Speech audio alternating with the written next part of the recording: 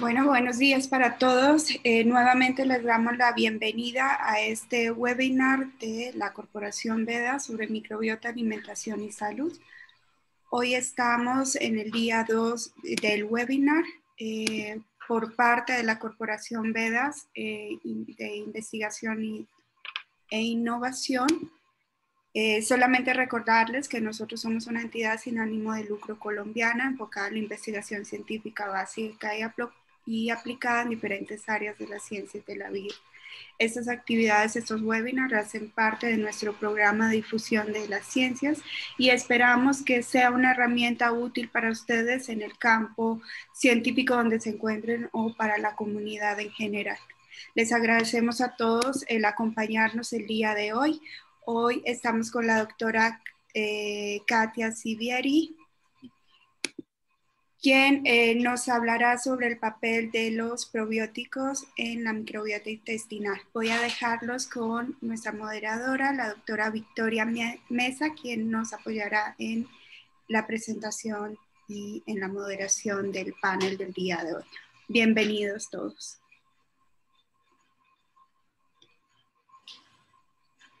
Victoria.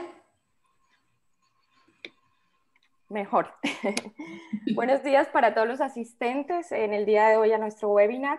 Es un placer para mí presentarles a nuestra ponente el día de hoy, la doctora Katia Sivieri, de la Universidad Estatal Paulista de Brasil, quien nos presentará la ponencia El papel de los probióticos en la microbiota intestinal. La doctora Katia es licenciada en Ciencias Biológicas de la Universidad Estatal Paulista, es doctora en Tecnología Bioquímica Farmacéutica de la Universidad de Sao Paulo y es postdoctora en Microbiología del INRA de Francia. Es especialista en Ciencia y Tecnología de Alimentos con énfasis en probióticos, simbióticos, desarrollo funcional de alimentos, microbiota intestinal, métodos in vitro para la evaluación de la microbiota intestinal. Damos paso a su presentación. Bienvenida, Katia. Gracias, Victoria. Buenos días a todos y a todas. Victoria, agradezco la invitación por mi participación en este webinar. Entonces, vamos a empezar.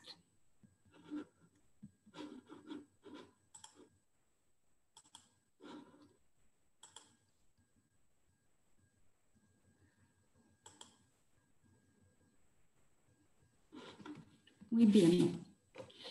Entonces, hoy mi charla es el papel de los probióticos en la microbiota intestinal. Muy bien. Para empezar, definamos Katia, discúlpame, no se está compartiendo tu pantalla. No, ¿por qué? ¿Qué será? En la flecha verde que dice compartir. Sí.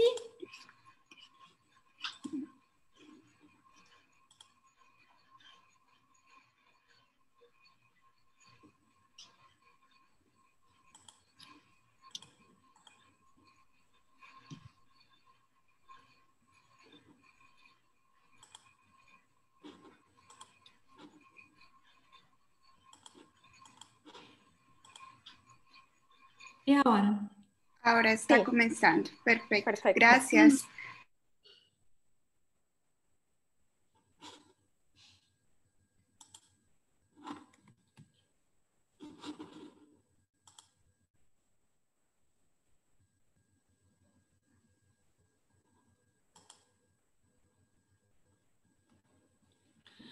Bueno, para empezar, definamos quiénes son los probióticos. Los probióticos son microorganismos que cuando se ingerem em quantidades adequadas, conferem benefícios ao hospedeiro. Os principais probióticos que são os lactobacilos e as bifidobactérias.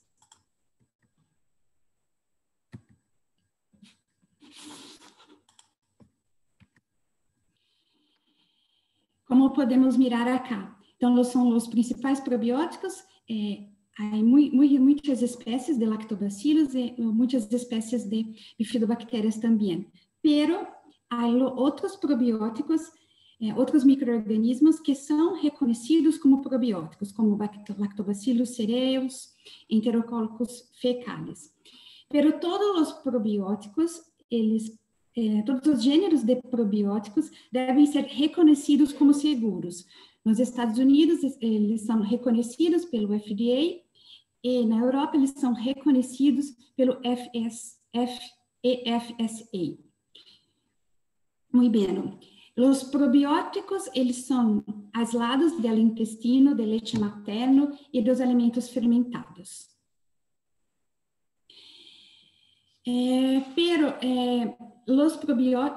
Os principais probióticos, como já disse, são os lactobacilos. Pero os lactobacilos, hoje, eles têm uma nova classificação.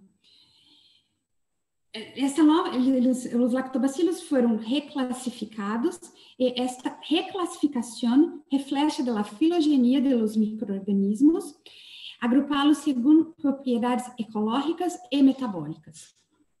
Acá estão os links para mirar essa nova classificação taxonômica, e esta nova classificação taxonômica pode facilitar nossa compreensão dos mecanismos comuns que poderiam mediar os benefícios para a saúde. Acá 3 links que podemos acessar para mirar esta nova classificação. Muito bem. Antigamente, por exemplo, Lactobacillus casei, é o nome antigo, e agora o novo nome é Lactobacillus casei. Entre outros, temos também Lactobacillus brevis, que é o nome antigo, e agora Lactobacillus brevis. Então, há um grande número de lactobacilos que foram reclassificados utilizando a filogenia dos micro-organismos. E os lactobacilos, alguns lactobacilos não cambiaram o nome, como Lactobacillus acidófilos, Lactobacillus delbrueckii, Lactobacillus crispatus, Lactobacillus gasseri, Lactobacillus johnsoni e Lactobacillus helvético. Então, os diversos produtos contendo lactobacilos agora deverão ser renomeados e agora vamos mirar esses novos nomes nas embalagens e os suplementos que utilizam lactobacilos. Muito bem.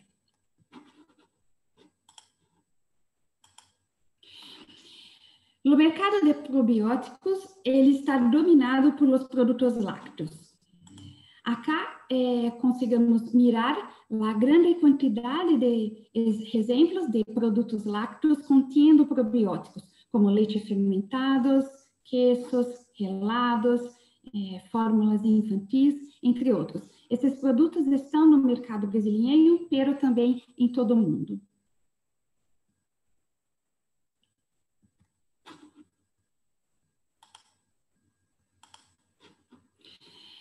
Os probióticos também podem ser ingeridos na forma de suplementos. E acá alguns exemplos de suplementos que são comercializados no mercado brasileiro. Esse aqui, esse Culturelle, ele é um exemplo muito interessante, porque esse probiótico é muito utilizado para os ninhos. E acá, o outro probiótico, Probians, é o primeiro probiótico em forma de suplemento aprovado por a Agência Regulatória Brasileira para um efeito contra o estresse.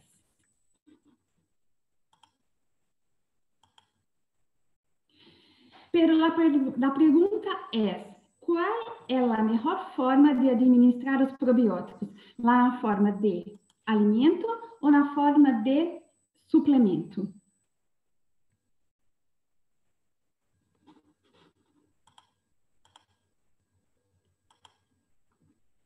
Nosso grupo de investigação ha realizado alguns estudos a respeito da comparação entre diferentes matrizes para vinculação de probióticos. O primeiro estudo o probiótico Bifidobacterium BB12 foi avaliado em 3 matrizes diferentes. Então, nós outros avaliamos o BB12 em suplemento, em leites fermentados, em relados. Se avaliaram mediante a concentração de células vivas, danificadas e mortas, utilizando citometria de fluxos. Utilizamos também uma metodologia de avaliação in vitro para avaliar as diversas etapas da digestão, como, por exemplo, a etapa gástrica e as duas etapas intestinais, etapa intestinal 1 e etapa intestinal 2. Essa metodologia, ela foi padronizada, esse protocolo foi padronizado pelo InfoGest. Então, acá podemos mirar que os micro-organismos presentes nos suplementos tinham a menor porcentagem de células vivas, a maior porcentagem de células danificadas e também a concentração da porcentagem de células mortas é muito parecida nos suplementos letifermentados e relados. Por outro lado, após a digestão, os suplementos não havia nada, quase nada de células vivas, muitas células danificadas e muitas células mortas. Por outro lado, os relados apresentavam a maior quantidade de células vivas quando comparadas com leite fermentados e suplementos. Então, esses resultados foram muito interessantes e, a partir disto, realizamos um outro estudo, um segundo estudo, comparando o efeito de BB12, pero em um suplemento e em relado.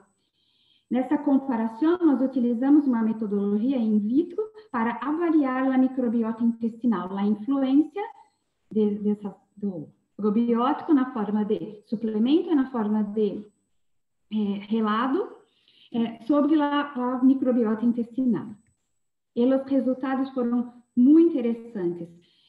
Acá podemos mirar que o relado ele está associado ao aumento da concentração de ácidos graxos de cadena curta, como ácido acético, butírico e propiônico.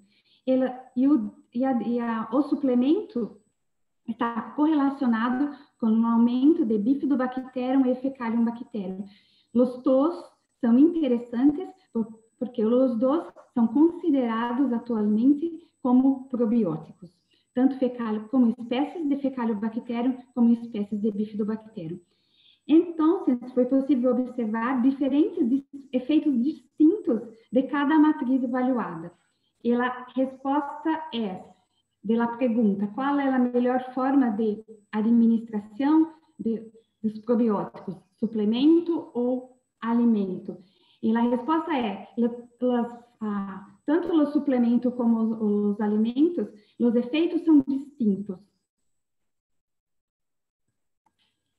Muito bem. Bom, os probióticos, eles são aislados de cepas de várias fontes. Tradicionalmente, os probióticos são aislados da microbiota intestinal, pero é possível aislar os probióticos de frutas e subprodutos de frutas, do leite materno, de novas bebidas fermentadas, granos e, por que não, de insetos. Então, há vários trabalhos de investigação utilizando cepas aisladas de diferentes fontes, não somente da microbiota intestinal.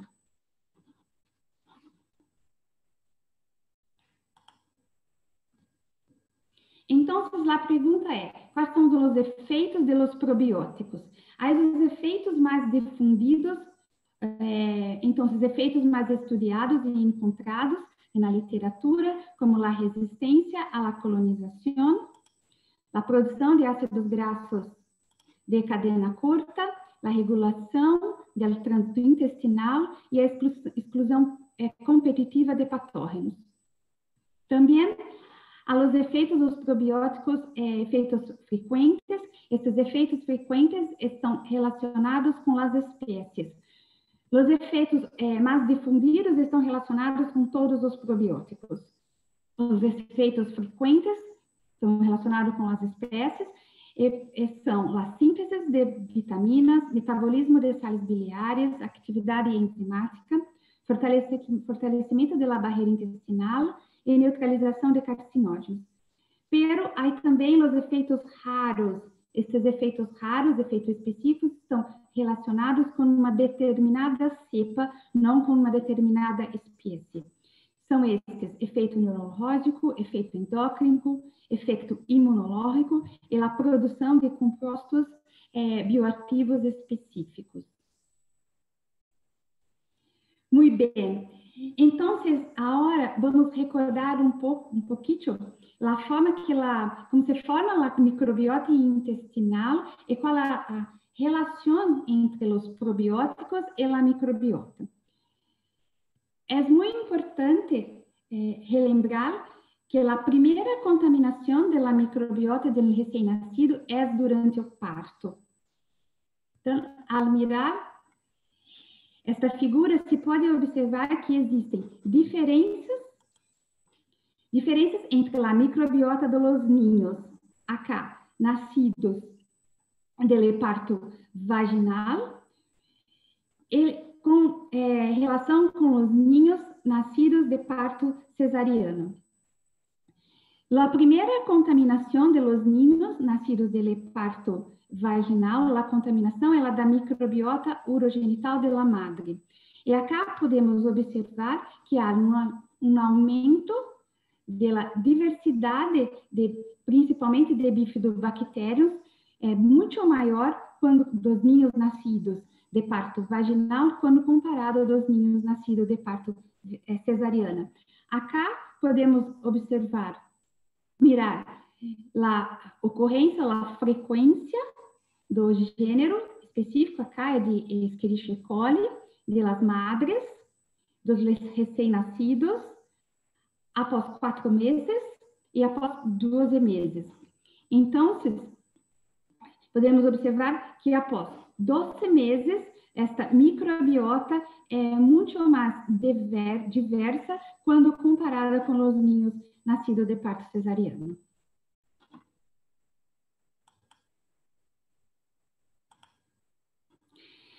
Também é possível observar que durante toda a vida a composição da microbiota se mantém muito estável. Pero com o envelhecimento a microbiota cambia também, principalmente com o aumento de bactérias patógenas.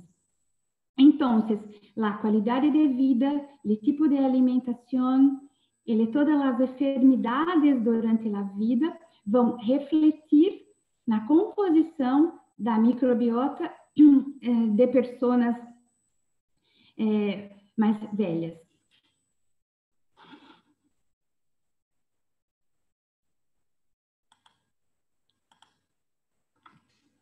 Muito bem. A microbiota tem muitas funções na saúde do hospedeiro. Dentre as funções, podemos falar da degradação de alimentos, principalmente de fibras, provedor de energia, almacenamento e metabolismo de lipídios, síntese de vitaminas, supressão de bactérias patógenas, manter a integridade da barreira intestinal, é muito importante essa função da microbiota intestinal, desenvolvimento e expansão do sistema imunológico e produção de ácidos graxos de cadena curta. Acá é muito importante a produção de ácidos graxos de cadena curta, porque estes ácidos graxos estão correlacionados com a saúde do hospedeiro. Então, os principais ácidos graxos de cadena curta são o butirato, propionato e acetato. De uma maneira geral, os ácidos graxos de cadena curta mantêm o pH baixo em lumen intestinal, incrementa a biomassa microbiana e promove o crescimento da população bacteriana beneficiosa, promove e regula a produção de muco, mantém a integridade da barreira intestinal, Ácidos graxos de cadena curta também são fonte de energia para o epitélio do cólon, pelos enterócitos. E principalmente o butirato tinha um papel protetor contra o câncer coloretal. O propionato contribui à glucurogênese hepática e ajuda na regulação da síntese de colesterol e também joga um papel beneficioso contra o desenvolvimento de cânceres que podem fazer metástases no fígado. E por último, o acetato, que atua como um substrato por a lipogênese hepática e a síntese de colesterol e ajuda a regular o fluxo sanguíneo colônico e também pode desempenhar um papel preventivo contra a carcinogênese hepática.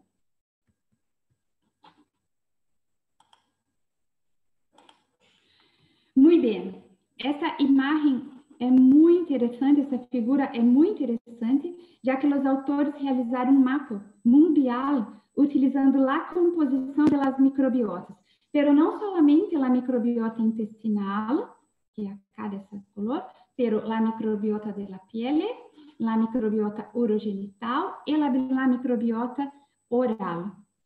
E é muito interessante porque eles correlacionaram a quantidade, a diversidade de micro-organismos, a taxa de enriquecimento de micro-organismos com a porcentagem de urbanização. E podemos ver, por exemplo, em Índia, uma quantidade muito grande de Prevotella na microbiota intestinal, pero que a Índia tem uma baixa urbanização, pero acá na Argentina, onde há uma grande porcentagem de urbanização, há também Prevotella, pero não há como na microbiota intestinal, mas acá na microbiota oral. Então, podemos ver que a microbiota cambia muito segundo a urbanização.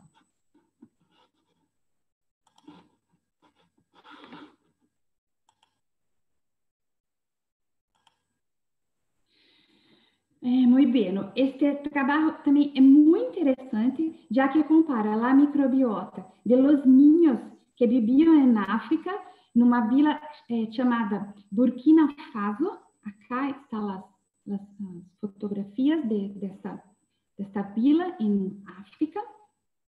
E eles compararam a microbiota de los niños que viviam na África com os niños europeus. E a pergunta é: que microbiota é mais saudável? Dos niños que viviam acá, em Burkina Faso, ou os niños que viviam na Europa?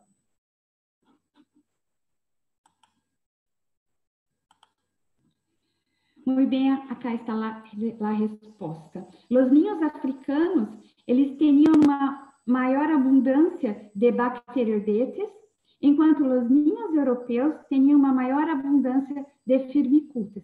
Então, a composição da microbiota de los niños africanos eram completamente divergente dos niños europeus. Também, a produção de ácidos graxos de cadena curta das bactérias presentes na microbiota intestinal dos niños africanos, elas produziam muito mais ácidos graxos de cadena curta, ácidos graxos totais, acético, propiônico e butírico, quando comparado com os niños europeus. Também, os niños africanos tinham uma menor quantidade, um menor número de sequências de bactérias patógenas, como Escherichia, Salmonella, Shigella e Klebsiella, quando comparado com os niños europeus.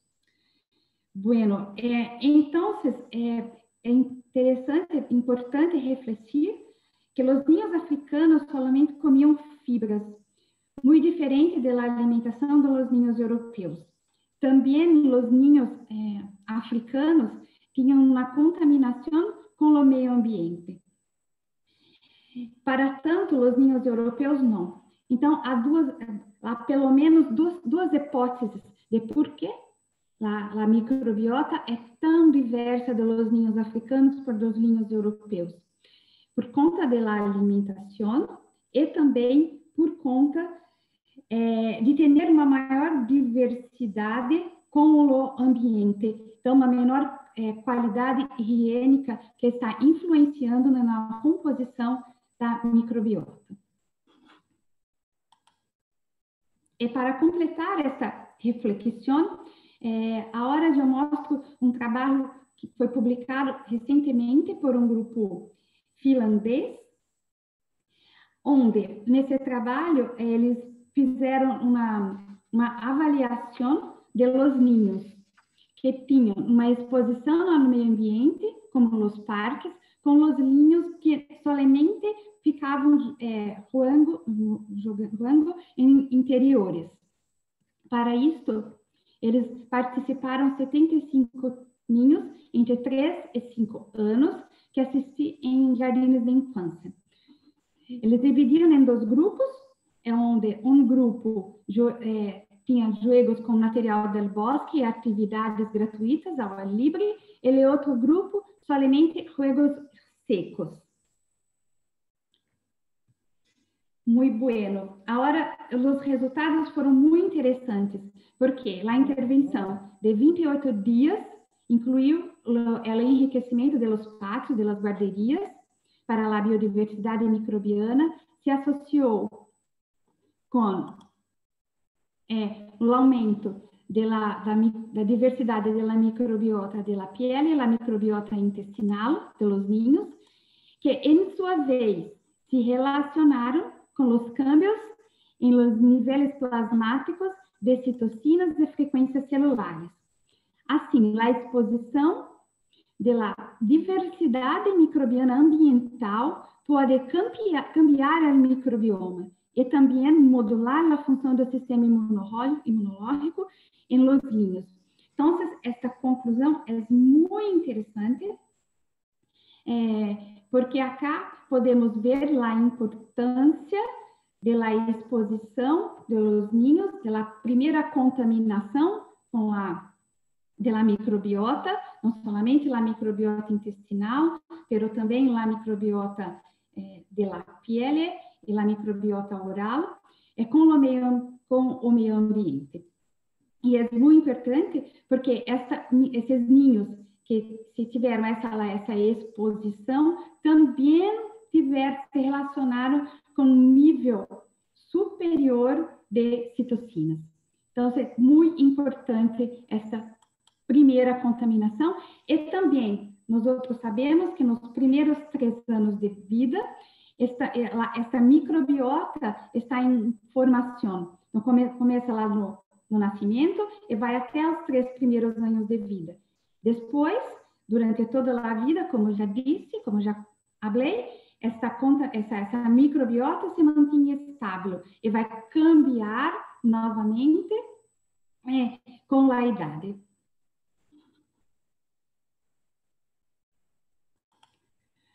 Muito bem. Então, sabemos a importância da microbiota intestinal com nossa saúde.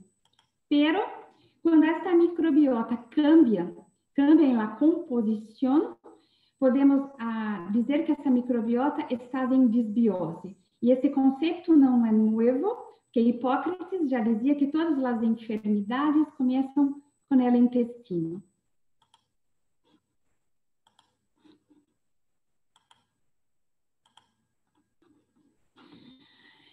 Então, a desbiose intestinal está correlacionada com os transtornos intestinais, como a síndrome do intestino irritável, a enfermidade inflamatória intestinal, a enfermidade celíaca, câncer de cólon, entre outros, pero também há um aumento, essa microbiota em desbiose também está correlacionada com enfermidades extraintestinais, como obesidade, doenças como Alzheimer, Parkinson, autismo, depressão, estresse, encefalopatia hepática e, por que não, com a Covid-19.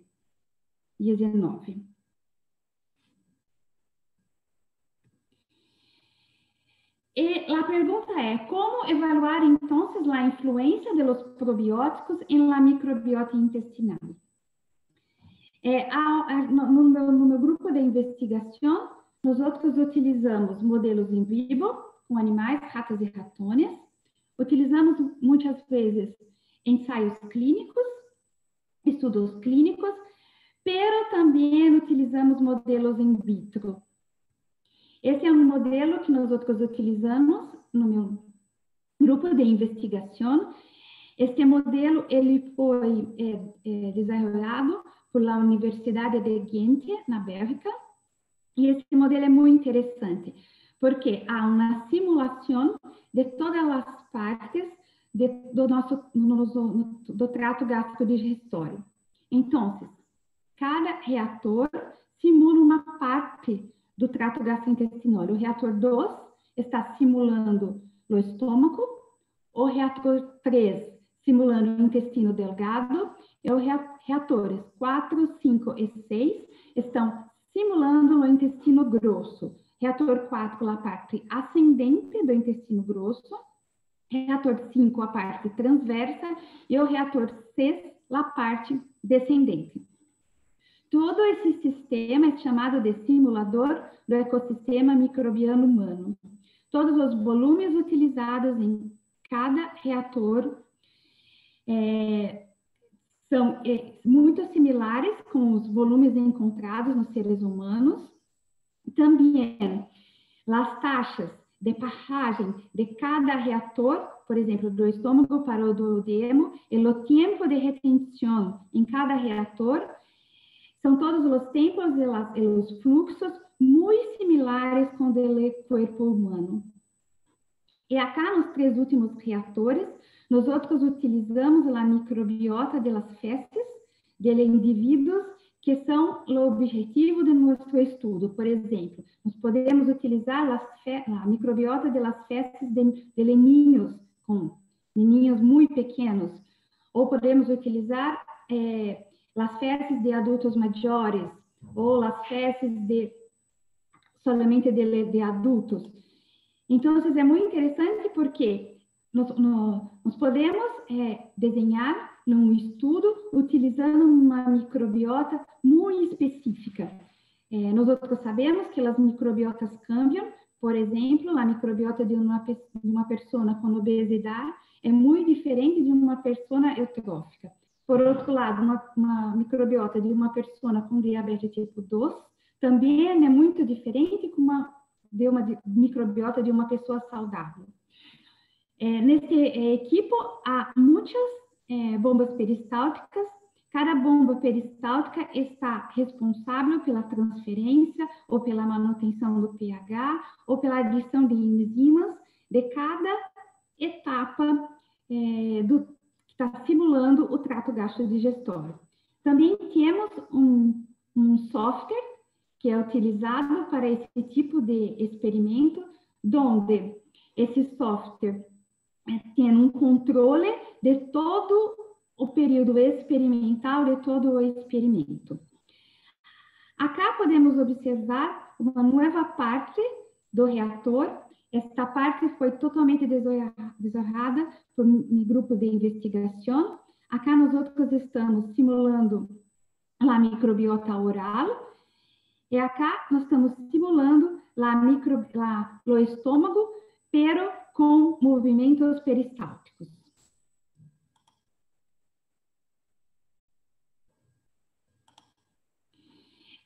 É possível, em todo momento do experimento, retirar amostras para fazer as análises.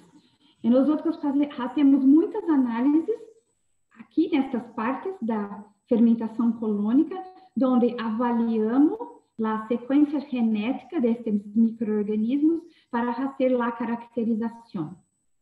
Também fazemos acá análises para avaliar se o micro-organismo probiótico tem sobrevivido ao estresse da acidez do estômago, bem como da acidez das enzimas presentes no intestino delgado.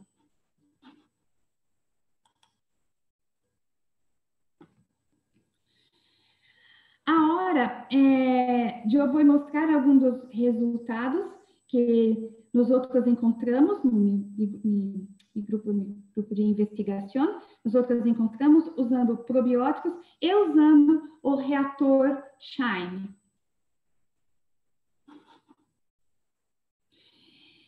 Primeiro, eu vou falar um pouquinho de los efeitos que nós encontramos, efeitos mais difundidos. E para isso, um dos trabalhos que podemos falar foi esse que foi realizado em colaboração com um colega argentino, Gabriel Vinderola. Gabriel Vinderola, ele é um cientista muito renomado na Argentina. Ele trabalha muito em fazer em aislar os probióticos do leite materno. Então, nós avaliamos uma intervenção de 2 probióticos, Lactobacillus plantarum e Bifidobacterium animalis, subespécies lácteas, utilizando a microbiota de ninhos obesos e utilizando o reator que acabei de apresentar-lhes, o reator Shine, ou Shine, como quiserem falar. Bom, é possível observar que depois da intervenção, a utilização da composição da mistura de Lactobacillus plantarum e Bifidobacterium animalis cambiou a microbiota desses ninhos, aumentando a diversidade. Também observamos que essa combinação de probiótico estimulou o aumento da diversidade de alguns micro-organismos interessantes, e esses micro-organismos também estão associados ao aumento de produção de ácidos graxos de cadena curta, como o ácido propiônico, ácido acético e ácido butírico. E também observamos um aumento, um incremento na quantidade de firmicutes quando comparado com o experimento controle. Então, essa combinação de micro-organismos probióticos nos parece uma combinação interessante, uma estratégia interessante no controle da obesidade infantil. Pero, mais estudos devem ser realizados para avaliar clinicamente se esta combinação vai realmente modular a microbiota dos chicos obesos. Um outro estudo interessante para ilustrar o efeito mais difundido, que é a modulação da microbiota intestinal, foi um estudo realizado também em colaboração, pero não mais com Gabriel Vinderola, pero com colegas que trabalham na Universidade de Copenhague, na Dinamarca. Então, nesse estudo, nós utilizamos o Bifidobacterium longum, esse probiótico, Bifidobacterium longum, BB46, para avaliar se este microorganismo isolado e em combinação com uma pectina cítrica poderia cambiar, modular a microbiota intestinal de indivíduos obesos, utilizando também no modelo in vitro colônico Shine.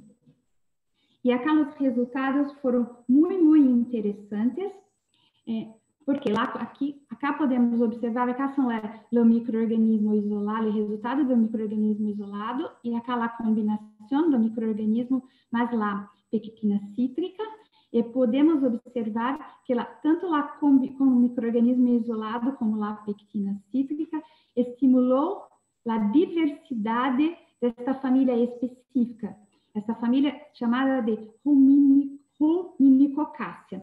Essa família é muito importante e ela correlacionou positivamente com o incremento, aumento de ácido acético e ácido butírico. Depois de 7 dias de intervenção diária, tanto do microorganismo isolado, como no outro experimento, com o microorganismo mais a pectina cítrica. E também correlacionou negativamente com a produção de íons de amônio. E é muito interessante esse resultado, porque o incremento de íons de amônio no epitélio intestinal está muito correlacionado com incremento também na possibilidade de desenvolvimento de cânceres de cólon, de câncer de intestino. Então, a diminuição de íons de amônio é um resultado muito interessante.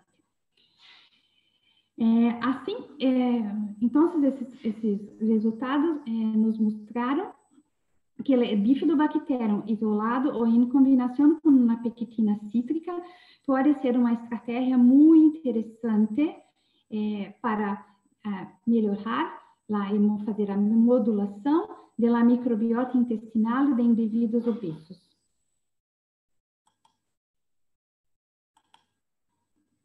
E para ilustrar também resultados encontrados em meu grupo de investigação, eu vou mostrar agora um efeito raro, um efeito pouco difundido. E para isso, nós outros trabalhamos com psicobióticos. Que são os psicobióticos? Psicobióticos, inicialmente, eles foram definidos como probióticos que, quando se ingerem em quantidades adequadas, produzem efeitos psiquiátricos positivos na psicopatologia. A introdução, pero agora, nós outros temos também a introdução de prebiótico em mesmo conceito. Então, há também probióticos isolados ou combinados com probióticos que podem ter esse efeito, produzir esse efeito psiquiátrico positivo em uma enfermidade de psicopatologia. Muitos probióticos, os probióticos mais explorados para esse efeito psicobiótico são as bactérias gram-positivas, bifidobacterium e a família Lactobacilliaceae. É importante recordar, né, que dentro das enfermidades psicológicas, uma enfermidade que chama muito a nossa atenção é o autismo. Então, o autismo não somente no Brasil, pero em todo o mundo, vem aumentado muitíssimo os ninhos que são diagnosticados como autistas. Hoje, em 2020, temos para cada 54 ninhos neurotípicos, um ninho que é diagnosticado como autista. Por outro lado, em 1992, tínhamos para cada 500 ninhos neurotípicos, somente um ninho diagnosticado como autista. Então, podemos avaliar que esses ninhos, que a quantidade de ninhos atualmente diagnosticados como autistas vem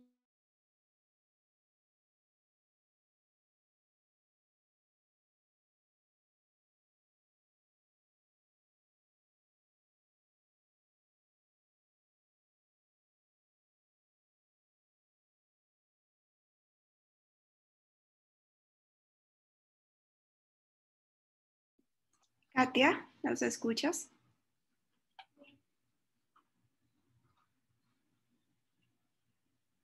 Katia, creo que te perdí. ¿Nos escuchas?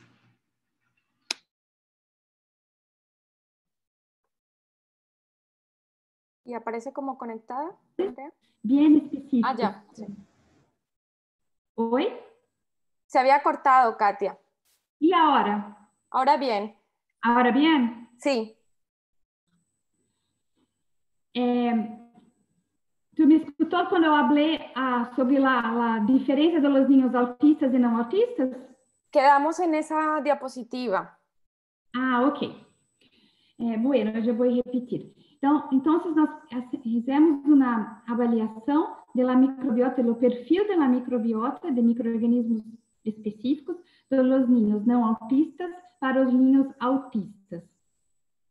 E podemos mirar acá que os ninhos autistas têm alguns micro-organismos, algumas espécies bem específicas, como Clostridium perfringens, que não conseguimos detectar nos ninhos não autistas, e também de sussovibril, uma grande quantidade nos ninhos autistas, bem como o Clostridium difficile, também conseguimos observar em ninhos autistas.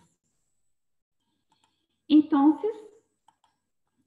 fizemos uma intervenção também utilizando o modelo colônico in vitro Shine, utilizando uma combinação de 2 probióticos, Bifidobacterium longum, BB46, o mesmo microorganismo que já havia estudado na microbiota das pessoas obesas, pero acá ele foi combinado com Lactobacillus reuteri e também com uma fibra prebiótica galacto-oligosacarídeo.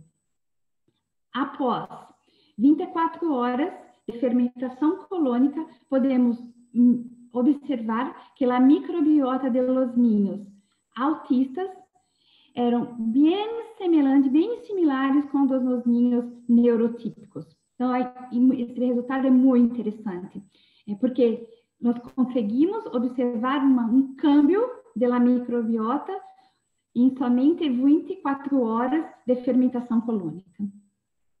E também podemos observar uma correlação positiva e negativa, e principalmente uma correlação positiva com o aumento de micro-organismos marcadores benéficos, como Lactobacillus e Bifidobacterium, com o aumento, com o incremento da produção de ácidos graxos de cadeia curta, como ácido propiônico e ácido acético. Bueno, esses resultados são muito interessantes. Eu tenho uma estudante de doutorado que está nos Estados Unidos avaliando essa combinação de probiótico, pero não mais na microbiota, pero no comportamento de ninhos autistas.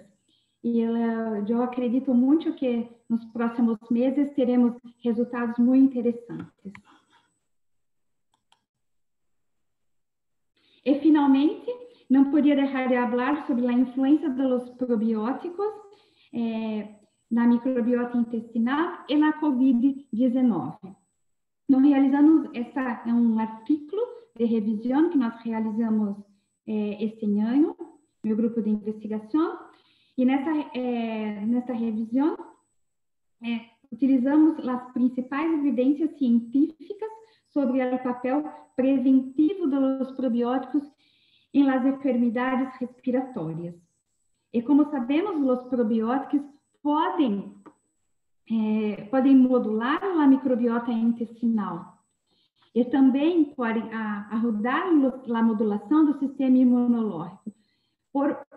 Nesse sentido, os probióticos podem ajudar a prevenção e, por que não, a mitigação da enfermidade da COVID-19. Pero, até o momento, não há evidência científica que sustente a afirmação do efeito específico destes micro-organismos beneficiosos por la enfermidade da COVID-19. Então, sugiro que vocês leiam esse artigo, que é muito interessante e faz uma vasta revisão sobre muitos efeitos dos probióticos, não somente os probióticos, pero também os alimentos fermentados e os prebióticos, na melhora do sistema imune e também correlacionado com as enfermidades respiratórias.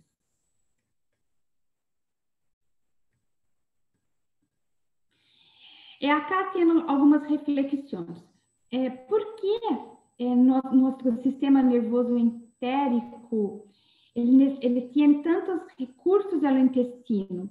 Porque há um efeito realmente beneficioso de muitos probióticos em tantas condições da saúde, como observados em muitos trabalhos. E por que a leite materna está desenhada para promover o crescimento de micróbios? Podemos aislar probióticos de leite materno. Por quê? Porque esse leite materno está desenhada para promover o crescimento dos micróbios e dos micro-organismos benéficos. A resposta é que o intestino espera e requer encontros constantes com os micróbios para a funcionalidade completa.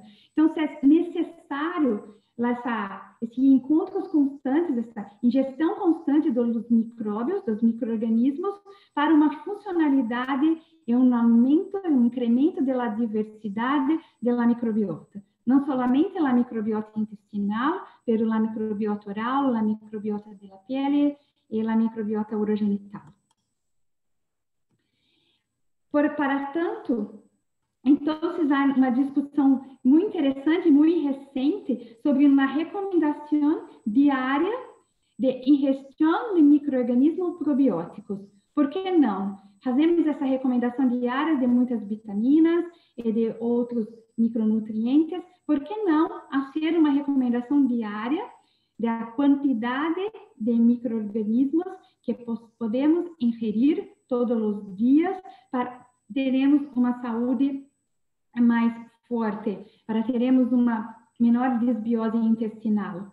Então, deixo aqui uma reflexão para todos nós pensarmos sobre a possibilidade, no futuro bem próximo, teremos uma recomendação de micro-organismos probióticos, bem como de alimentos fermentados, uma recomendação diária de ingestão desses micróbios para aumentar a nossa saúde. E para finalizar mi charla, os probióticos jogam um papel muito importante na saúde, nós sabemos. E com a ajuda de ferramentas moleculares, como a sequenciação del 16S-RNA, se ha apresentado uma nova geração de probióticos. Eu acredito muito que em um futuro bem próximo, creio que a nutrição personalizada basada na análise da microbiota de cada um de nós. Então, em um futuro, nós utilizaremos a análise, os resultados de nossa análise de nossa microbiota para fazer uma nutrição muito personalizada.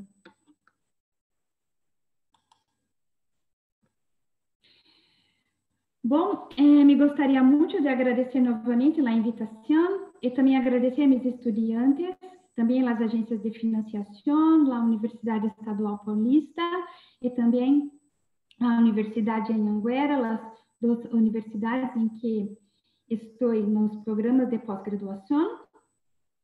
Também gostaria de agradecer a Vitória por a invitação e deixar uma última mensagem que romper paradigmas é a melhor maneira de te libertar-te de ti mesmo.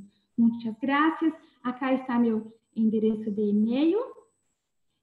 Pode enviar e-mails com perguntas ou mesmo se quiseres alguma informação. Acá também endereço do Instagram do meu laboratório.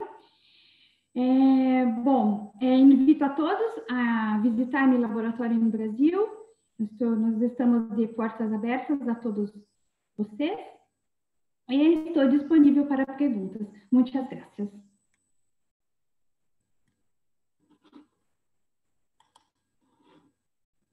Katia, muchísimas gracias por tan interesante investigación. Bueno, el modelo CHIME es fabuloso, todo lo que se puede hacer, todo tipo de poblaciones que se pueden modular allí. De momento no tenemos preguntas, pero seguramente pues, nos podrán dirigir a nuestros diferentes medios de comunicación de la corporación, sino directamente a Katia. Yo tenía una pregunta con respecto, por ejemplo, en enfermedades, por ejemplo, de autismo en niños.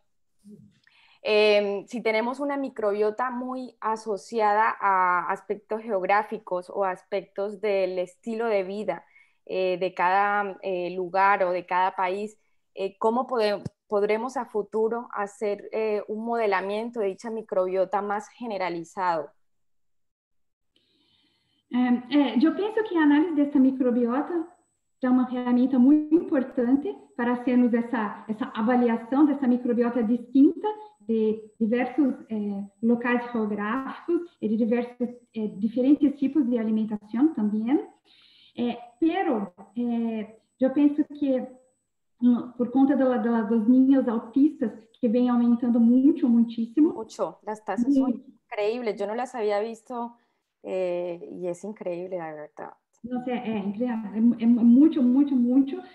Então, eu penso que a avaliação da composição da microbiota vai nos ajudar muito a conseguir novas estratégias de modulação dessa microbiota. E nós sabemos também que os niños autistas têm muitos problemas gastrointestinais, muitos. Sim.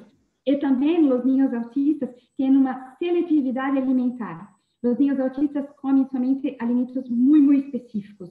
Sim. Então, nós temos muitos problemas com a composição dessa microbiota, principalmente com a qualidade e a quantidade dos alimentos ingeridos todos os dias. Por isso, o papel muito importante dos micro-organismos probióticos, bem como também as fibras prebióticas.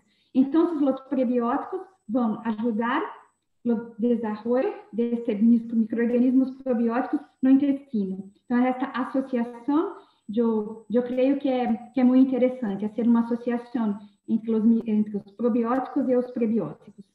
Así es. Katia, tenemos una pregunta que nos hace Mauricio desde Facebook. ¿Qué tanto se ve afectada la microbiota con el uso incorrecto de antimicrobianos? Muchísimo. Nosotros sabemos que los antimicrobianos, eles destroem a microbiota patógena, mas também destroem a microbiota benéfica, beneficiosa. Então, quando há uma intervenção muito robusta com os antimicrobianos, nós sabemos que nossa microbiota vai baixar muitíssimo. Então, é muito importante fazer uma suplementação com micro-organismos probióticos. Ao mesmo tempo que fazemos a intervenção com o antimicrobiano. Okay. Fazemos juntos, né, os probióticos, também os antimicrobianos. E também sabemos que os micro-organismos patógenos, eles resistem a muitos antimicrobianos. Eles ficam muito resistentes, que é o caso, por exemplo, do Clostridium difficile. Sim. Então, há muitos niños autistas que tiveram uma intervenção muito grande, por muito tempo, com os antimicrobianos. E depois dos 3 anos de vida, a madre conseguiu perceber que esse niño tinha algum tipo de disfunção de comportamento. E muitas vezes está correlacionado com essa desbiose da microbiota intestinal nos primeiros 3 anos de vida desse niño. Ok, súper interesante. Katia, otra pregunta que nos hacen por aquí. ¿Los probióticos ingeridos tienen la capacidad de establecerse en el intestino después de su consumo y formar parte de la microbiota permanentemente, o es necesario consumirlos por periodos largos de tiempo? Os probióticos não conseguem se colonizar, se estabelecer permanentemente em nossa microbiota. Impossível. Então, eles permanecem, eles colonizam por um tempo e depois eles são eliminados nas fezes. Então, é necessário a ingestão diária dos probióticos. E é importante falar também que o efeito do probiótico efeitos mais raros ou efeitos mais específicos, eles são específicos de uma cepa específica. Não, os efeitos, é claro que os efeitos mais difundidos são efeitos que são de todas as cepas, como, por exemplo, a melhora da microbiota intestinal, são todos os probióticos. Pero efeitos mais específicos e efeitos raros, temos que mirar um probiótico específico. Então, por a microbiota, por exemplo, dos niños autistas, ou a microbiota de pessoas com obesidade ou pessoas com diabetes tipo 2, é importante utilizar um probiótico específico que vai cambiar esta microbiota em desbiose. Para poderla modular más específicamente. Y una última pregunta. ¿La microbiota de las personas con dieta netamente vegana tienden a tener problemas inmunológicos? Relacionados com a microbiota? Sí, que tienen dieta vegana. Não. As pessoas com dieta vegana têm uma microbiota muito diversa. É importante falar que é necessário o consumo de proteínas para o estabelecimento de toda a saúde do organismo, mas mirando solamente pela microbiota. A microbiota de pessoas veganas são muito saudáveis e muito diversas. Principalmente quando essas pessoas veganas ingerem uma quantidade diversa de vegetais e fontes de proteínas, de carboidratos e fibras. Então, ela é muito específica de micro-organismos que vão digerir essas fibras e vão produzir los ácidos grasos de cadena corta. Katia, y con relación a esta pregunta, en el caso que hay una ingestión de carbohidratos limitada, específicamente en dietas tipo keto, ¿qué tanto afectaría? ¿O qué tanto se modifica esa microbiota y qué consecuencias o beneficios tendría el no consumir azúcares en la dieta? É importante, porque esse tipo de dieta keto ou qualquer outra dieta mais específica, é importante que nós façamos essa dieta por um período curto, não por um período prolongado, porque eles vão afetar a microbiota. Pero, como já falei, a microbiota de pessoas adultas, elas vão ficar estáveis durante toda a vida. Há distúrbios da microbiota, pero quando se termina essa dieta, a microbiota tende a retornar à normalidade. Então, há sim um efeito, pero um efeito por um período bem curto. Pero você não pode usar essa dieta por toda a vida. Então, é importante que por uma dieta, por uma microbiota saudável, é importante aumentar, incrementar a diversidade. Então, eu penso que é o ponto mais importante, pelo aumento da diversidade bacteriana, microbiana em nossa microbiota. Ok.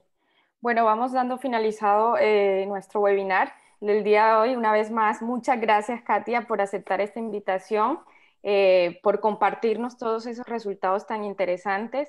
Ayer vimos los resultados asociados al proyecto de determinación del perfil de microbiota intestinal en paciente crítico desarrollado en Colombia, y hoy vemos este panorama de análisis y de estudios en Brasil y alrededor del mundo, y vemos todas las opciones que se abren, ¿no? Con el uso de probióticos y con la determinación de la microbiota intestinal. Bueno, queremos invitarlos mañana en nuestro último día de charla. Vamos a estar con el doctor Andrés Gómez de la Universidad de Minnesota, y su charla se titula Alimentos fermentados, el microbioma intestinal y la salud. No sé si Andrea quiere comentar algo.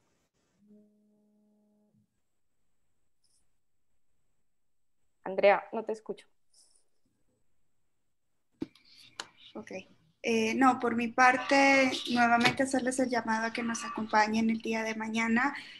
Doctora Katia, agradecerle la participación en esta serie de webinars de Vedas e invitarla a que siga trabajando con nosotros en futuros eventos. Muchísimas gracias por apoyar estas labores de difusión que realmente creemos en la corporación que son sumamente importantes y nos ayudan a que la ciencia sea de todos y la ciencia llegue a todos.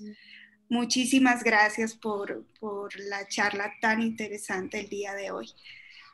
A todos los participantes los esperamos el día de mañana. Recuerden que los videos van a quedar en nuestra página de Facebook de manera indefinida para que los puedan ver aquellos quienes por razones de horario o diferentes inconvenientes no pudieron estar conectados el día de hoy.